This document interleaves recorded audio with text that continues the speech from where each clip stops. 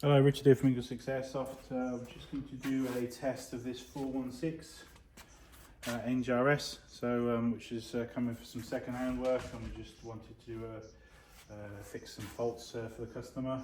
So it's a rough description of the scope of work, that we get sort of presented with. As the customer didn't like the fire selectors were slightly moving a bit too easily. The gun itself was making a whizzing sound, so obviously it wasn't in a firing state.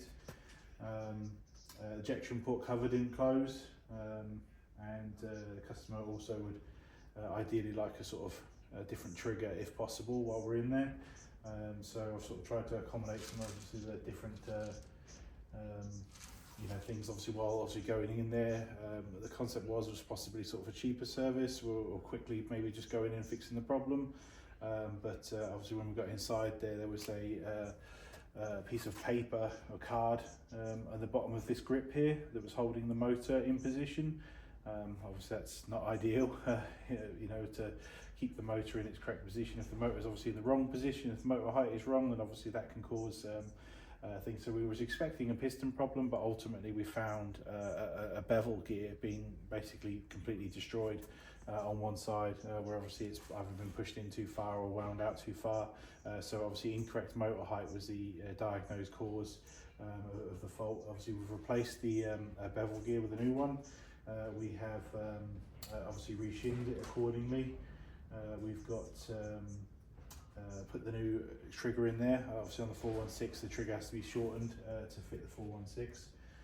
We've got the a new ejection port cover on the side there, a little latch.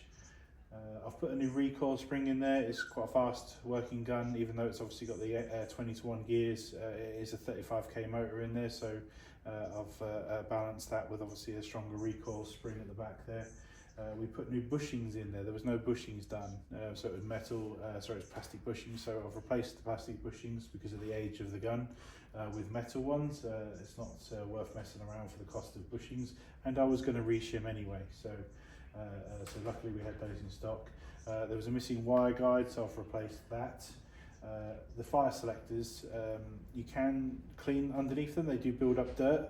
But in this particular case, the brass nipples that were inside there were flat, so obviously, instead of, because they're painted, instead of replacing the whole fire selector, I've just taken the nipples off 2 new fire selectors. But that does mean that obviously the cost is still the same, for 2 new fire selectors effectively.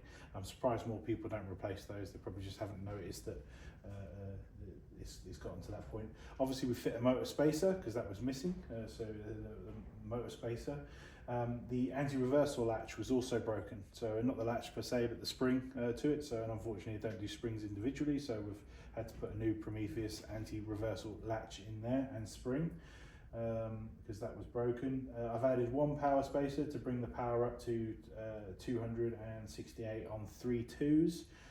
So that's a good FPS. I reseated and cleaned the hot rubber. Which was a Firefly setup on a Prometheus barrel, and I've tested it at range and it's going nice and straight, so I'm happy with that. And then obviously after I tested it at range, obviously I then tested the FPS. We were happy with that. We obviously then set everything in stone, and by that I mean lots of Loctite. And then now we reach to this stage of where it is. Obviously it's somebody, not us, has done the CTR stock mod. It's not the finest work I've seen, but I'm sure you can fit a battery in there, and that's the main thing. A little bit of upper receiver wobble, they do develop that over time. It's a product that we're looking into developing at some point, a 416 specific expansion pin to take out that slack, but until that day arrives, we just have to kind of put up with it. But yeah, that's pretty much it really. I just want to sort of demonstrate it working. Just make sure the camera's still good. Yep.